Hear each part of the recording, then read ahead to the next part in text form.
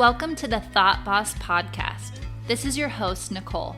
I'm here to show you that all the help you need is already inside of you and that you're far more powerful than you give yourself credit for. I'm glad you're here. Now let's turn you into a thought boss.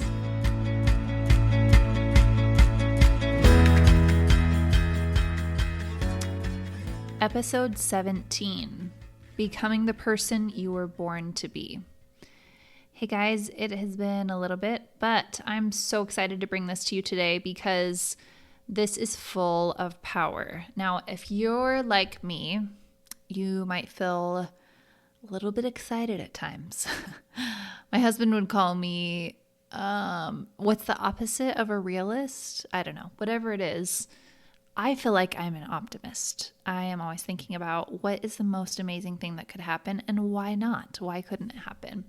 He calls himself a realist, which a realist to an optimist is really just a pessimist, but he's probably not going to listen to this episode, so it really doesn't matter what he thinks, okay? This episode is undoing what you were born to do, and I feel this call to do this episode because I know there are so many people out there right now listening to this, knowing that there is something that they feel called to do, and there's something that's stopping them. It's totally normal. Don't feel bad about it. But I really think the greatest tragedy is when you feel something, when you hear something inside of you, when you know that you're being called to do something and then letting it slip away from you. I have heard about it and seen it too many times, and even in my own life.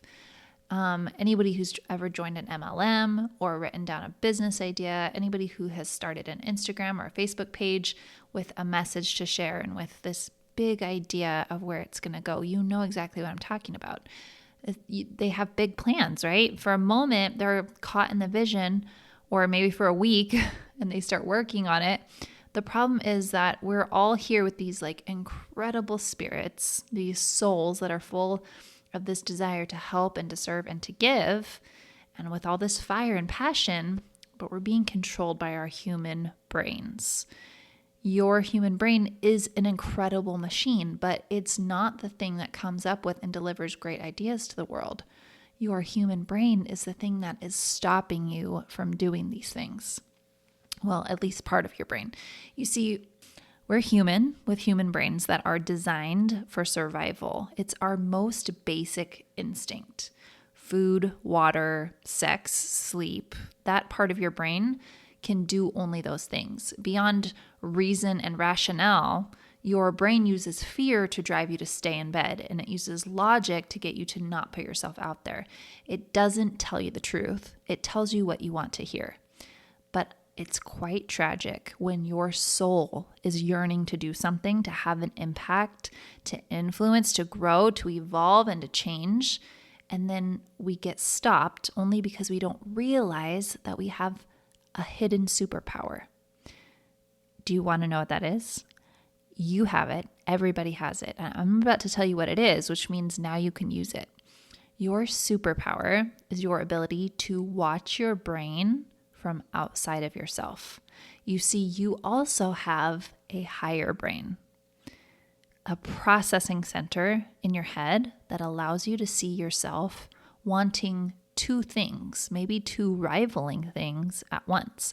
There's the side of you that says, let's do the hard thing, let's reach out, let's put in the work, but it rarely wins, and never consistently at least, because it's too easily overcome by the lower survival brain.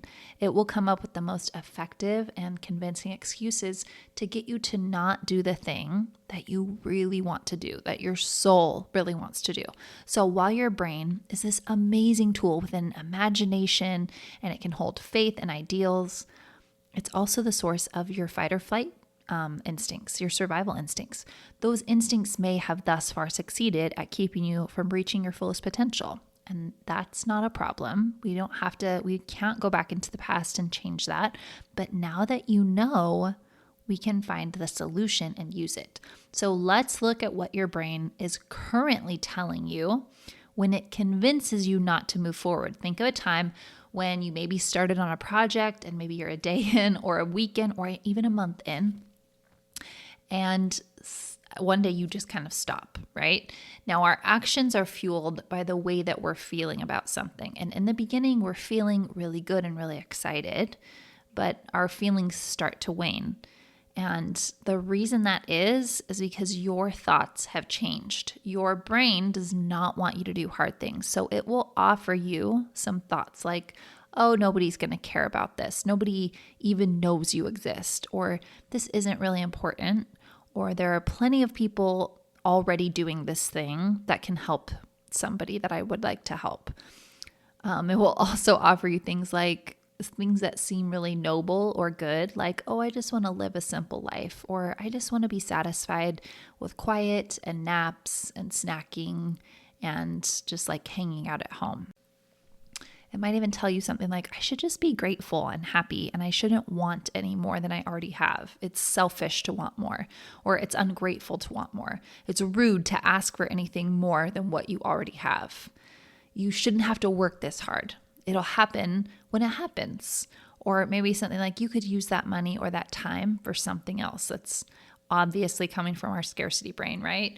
So have any of these ever become your excuse for not doing what you know you were born to do? Raise your hand. Don't feel guilty though, and don't spiral in shame. You just have a human brain. One that works quite well, by the way. So congrats. The really good news though is that now you know. So what do you know? You know that your human brain is always working against you. It doesn't like goals. It doesn't like dreams. It doesn't like anything hard or new or different, or anything where you'll have to change or grow and do things you've never done before. It resists anything that's unfamiliar and new. It convinces you ardently that where you are should be good enough, and that this thing that you thought you wanted to share is really not actually that important. We also know why the brain does this, okay? We've just learned that. It's because it has an instinct to keep you alive. Your brain, your lower brain, has three main jobs. It's to seek pleasure, to avoid pain, and to conserve energy. And these three goals are what it's constantly working on. It's always in the subconscious mind at all times. And unless we're vigilant and aware, that subconscious brain will be driving most of the time. Now, why does that matter? Why does it matter that we know that our brain is trying to keep us alive? Why don't we just let it keep us alive, right? Why don't we listen to our subconscious? Well, we can't just let our subconscious drive, because here's the thing. You're not actually in any real danger. You are not being chased by something that wants to eat you. You're not cold, and you're not hungry, and you're not naked. You're actually not in any real danger. But because the brain is so good at its job, it will constantly be looking for things that could hurt you, and it will find them. It will find a way to turn something into a threat. If there are no real threats, it will just make something up. So just notice that your brain will always be looking for what is wrong. It will never tell you what is going right, because that's not its job. So now that you know what your brain is doing, why, and why that matters, and that you're not really in any real danger, what do we do about it? So number one, just knowing is powerful, because then you can be on to your brain when it's trying to tell you things. At any moment when we see ourselves in procrastination or watching Netflix or taking an extra long lunch break, you can stop and you can look at your head and see what your brain is currently offering you. The thing about thoughts, the sentences in your mind, like, I think I just need a little bit more sleep. Has your brain ever told you that? Or something like, oh, I couldn't do this half as good as so-and-so is doing it, so I shouldn't even try. I should just let them do it. Those are just things that your brain is offering you. I want you to think about it like you're at a buffet and there's all these different foods to eat. They're all just being offered to you. It doesn't mean they're the things you should eat. It just means like naturally those are the things that are just there. So the things that your brain is offering you, the sentences that it says in your mind, they're not the truth. Your brain's used to thinking these things because it told you that once before, something like I'm tired, and it knew that that worked. It knew that you believing that got you to go take a nap or stop doing the thing that was hard and scary. And so it uses that excuse again. It's like every time that you want to do something like big and scary and important, I'm just going to tell you that you're tired And I know that that'll work. I know that that'll be the thing that gets you to stop, right? There's something for everyone. So it's not your brain's job to know or to tell you the truth. Its job is just to keep you alive at all costs. So it will tell you whatever it needs to get you to stop, to slow down, to take a time out. And when it does that, you get to stop and ask, is that really true? Do I really need a nap? Is there really somebody out there already doing this exact thing, exactly how I could do it? And then you're like, oh, no, of course not. Like, I'm not actually tired. I got plenty of sleep last night, right? Remember, there's no way to know what is really true. You just get to decide what's true. So you just get to decide, like, of course I had enough sleep last night, right? So it will tell you whatever it needs to get you to stop and to slow down. So you can stop that thought right in its tracks, though. You just observe it as your brain's loving way of trying to protect you. And then, and this next step is crucial, you decide what you want to believe instead. Because believing the things that your brain offers you automatically will get you absolutely nowhere. It will keep you safe and it will keep you hiding. It will not get you to where you know you're supposed to be. It will not get you to be the person that you were born to be. What your brain already offers you are the sentences that will get you to be safe. Does that make sense? It's just trying to protect you. And we love our brains for that. But also we don't have to listen because you're safe. Okay, you're fine. The easiest way to come up with a thought to counteract what your brain is already telling you is to take the thing that your brain's offering you and figure out what is the opposite of that. And then you offer that to your brain. Now, here's a quick little side note. This is why this matters, okay? Your thoughts are crucial to your success because they create emotion. Their feelings inside of your body, right? The feelings of comfort and security that your brain is naturally trying to create will not, I repeat, will not make your dreams come true. Comfort and security are your enemy. You're not going to inspire anybody or create change from your couch, watching Netflix and eating cinnamon rolls. It's going to feel good in the moment, and your brain loves those good feelings from sugar and laziness, and it rewards you with this comforting feeling because it wants you to conserve energy, to stay alive. But those good feelings are robbing you of something better. Comfort is not nearly as rewarding and enticing as peace or as purpose, as triumph and impact. There's just something incredibly invigorating and life-giving. I think those are the same word, but I like both of them in there. There's something invigorating about doing something for somebody else that they couldn't do for themselves. Something incredibly empowering about realizing that you have a gift and sharing it with someone who needs you. So compare the two feelings. Does comfort even come close to empowered or alive or grateful? No, it feels good and calming, but it doesn't last and it doesn't light you up. It doesn't make you feel like you're progressing. It doesn't actually make you happy. Feelings are power. They're created by thoughts, though, which means that when you have a powerful thought, you know it's powerful because it creates a feeling inside of you, a strong one. But you can't just say the thought or the sentence. You have to believe it for a moment. You have to create the space in your brain to believe that perhaps this is true, that something that previously your brain had told you was impossible or crazy might actually be what you need. So now going back to creating a different thought when our brain offers us something, this is called thought creation. We could just take the thoughts that your brain offers you and we could turn them around. So if your brain offers you a thought like, oh, I'm tired, I just need a little bit more sleep, you can respond with the opposite. What's the opposite of I'm tired and I just need a little bit more sleep? What if when your brain offered that to you, you said, I'm alive, I'm awake, I'm here for today? Or if you said, I have all the energy I need. Or what if you said, I am filled with energy, I'm filled with light, and I'm here to share my gift today? You have to combat that thought that your brain naturally offers you with something way more powerful. And this is my superpower as a coach, just a side note, is coming up with thoughts that create feeling, that create that emotion that will drive you to do the thing you need to do, that to give you the feelings, to create the actions that will give you the results that you're after. Okay, that is my superpower, but you have the power to do that all by yourself. All it takes is a little imagination. You get to believe anything that you want to. Nobody gets to tell you you're not allowed to think something. So if you want to decide that you're alive and that you're awake and that you have all the energy you need, nobody gets to tell you that's not true. You just get to decide that.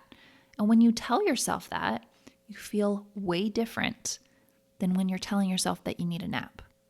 Okay? What does that create for you?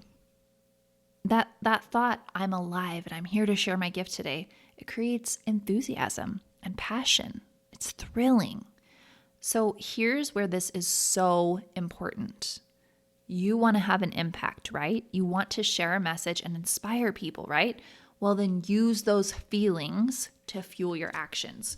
When you go to work and post or share or create or write from those emotions of inspired and enthused and alive, you can create something impactful. People can't help but listen. When your brain wants to offer you the thought that you aren't doing half as good as someone else, and by the way, that thought creates a feeling like disappointed and deflated and shame, you can instead respond, I have something incredible to share. Nobody can share this in the exact way that I can. I have a unique message that can touch people in a unique way because there's only one me and I'm here for it. What if you went into your work believing those things? What would your actions look like? How would you show up? If you chose to believe those things, no matter what the immediate results were, and you continued to believe those things, you would be successful. You would make money. You would have an impact. You would inspire people. Why is this so important? I want to share my heart with you guys. In my heart, I have this desire to show other people that they have gifts, that no matter what circumstances they came from, no matter who their parents were, or where they grew up, or what their family is like, or what they could or couldn't do in college or in high school, no matter where you come from, everything in your life is meant to be a gift. Everything that you have experienced is meant to teach you something. And when you realize that, you can't help but share. Because everybody else is going through something similar. Everybody else has been through something that would encourage them to believe that they're not enough, that they're not worth it, that they're not valuable. And once you figure that out, once you figure out that you just get to decide that you're amazing and powerful and you get to have the life that you want, once you know that, you feel free and you naturally want to share it with other people. That's why I'm here. That's why I'm a life coach, is because I grew up in just a home that was not ideal and a situation that was not ideal. I was adopted as a preteen, and I used to think that was this huge disadvantage. And sure, it caused a lot of pain, and it still causes a lot of pain because I miss my family. I miss all the things that I thought I was supposed to have, but I don't dwell on that. Dwelling on it has never been something that I've wanted to do because it, number one, just doesn't feel good. And number two, I think subconsciously at least, I really believed that there was something more for my life. And I know that there's something inside of you that's different, and wherever you're coming from, you have a story to share and you have something that other people need. So I would just encourage you to see you have something to give. Your gift is not for a gift for you. Your gift is for everybody else, for you to share. And then you end up receiving so much more after giving that gift. But your life and your experiences and your unique thoughts and view of things, That's what you're meant to share with other people so that they can be encouraged, so that they can be inspired, so that they can live the kind of life that they want to live and not feel like they're being held back by their circumstances. So even though we all have different gifts and we all have different desires for how we want to build our businesses and build our empires and build our platforms, we're all coming from the same place of we've been given something and we feel like we want others to have the same thing.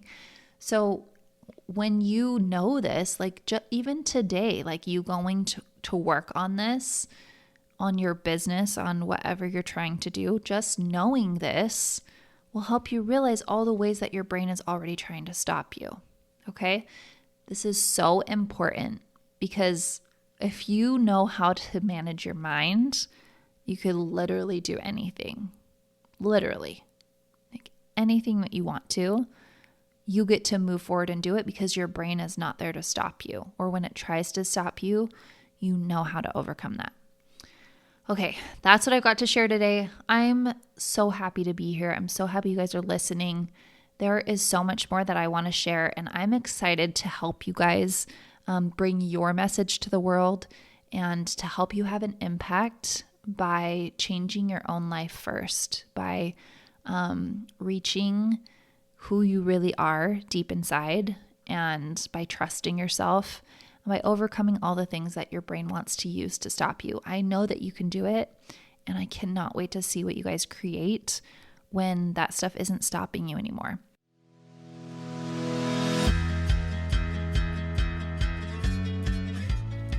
Hey, thanks for being here. If you're finally ready to create the impact and income you've always wanted, I want to invite you to take a step in the right direction. Join the Thought Boss coaching program where I'll give you everything you need to succeed and feel incredibly fulfilled. Everything you want is already out there. This is your opportunity to get it.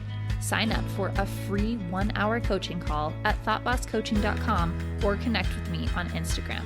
See you there.